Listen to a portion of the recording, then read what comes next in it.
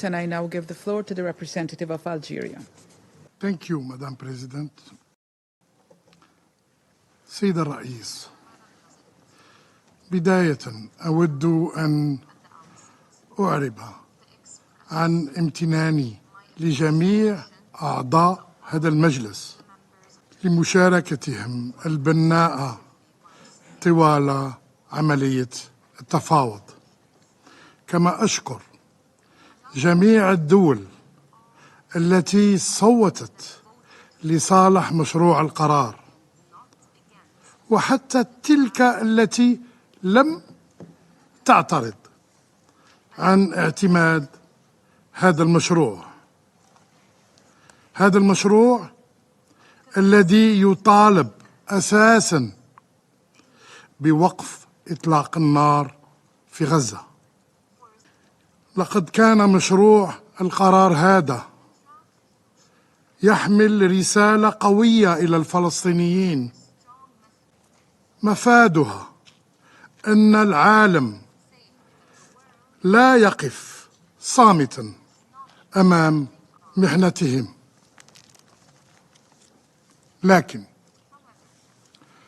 لكن ومع الأسف مجلس الأمن فشل مرة أخرى، فشل في أن يرتقي إلى مستوى نداءات الشعوب وتطلعاتها. هذا الفشل الذي لا يعفيه من القيام بالمسؤولية ولا يعفيه المجموعة الدولية من إجابتها تجاه الشعب الفلسطيني الأعزل، ولا يعفي سلطات الاحتلال من واجب تنفيذ التدابير التحفظية لمحكمة العدل الدولية. لقد حان الوقت لكي يتوقف العدوان ونتمكن من تسهيل وصول المساعدة الإنسانية إلى جميع أحياء غزة. من الواضح أن قرارين 27/12 و27/20 لم يحققا النتاج المرجوة، وأن المساعدات لا تلبي الحد الأدنى للفلسطينيين. علينا أن نعترف أن وقف إطلاق النار وحده هو ما يحقق الهدف المنشود. سيد الرئيس،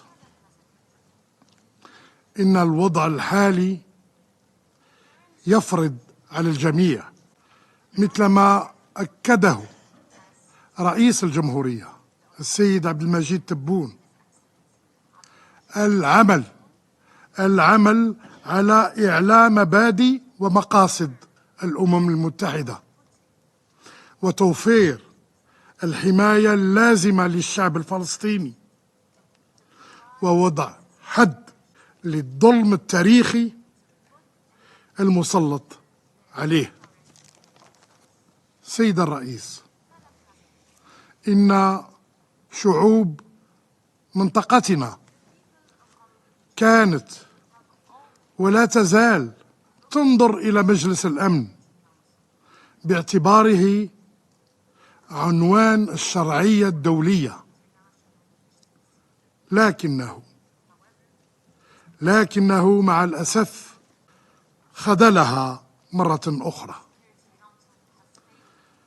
إن رسالتنا اليوم لكم هي أنه على المجموعة الدولية أن تتجاوب مع مطالب وقف القتل الذي يستهدف الفلسطينيين، وذلك من خلال المطالبة بوقف إطلاق النار فوراً، وأنه على من يعرقل ذلك أن يراجع سياسته وحساباته، لأن القرارات الخاطئة لليوم تحسد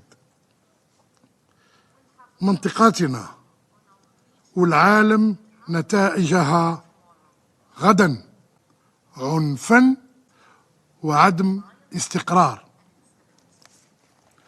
فاسألوا أنفسكم وضمائركم عن نتائج قراراتكم، وكيف سيحكم عليكم التاريخ. سيد الرئيس، قبل أن أختم أقول للجميع أننا سندفن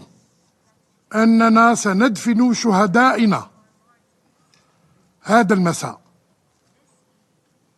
برفح، بغزة، بكل فلسطين،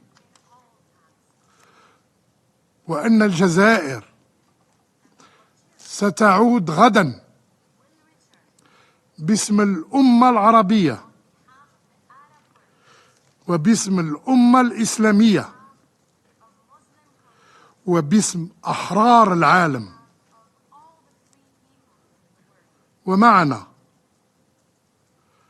ومعنا أرواح الآلاف من الأبرياء التي أزهقها المحتل الإسرائيلي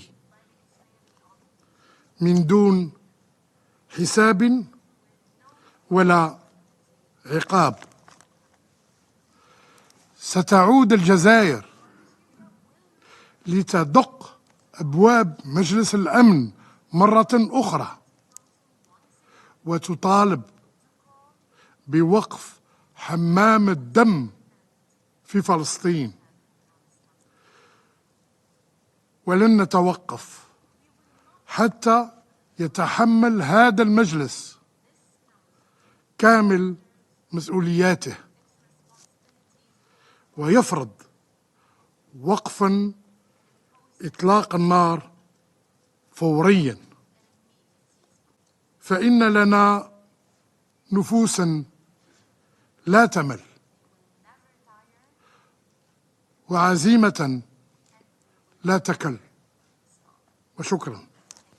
I thank the representative of Algeria for his statement.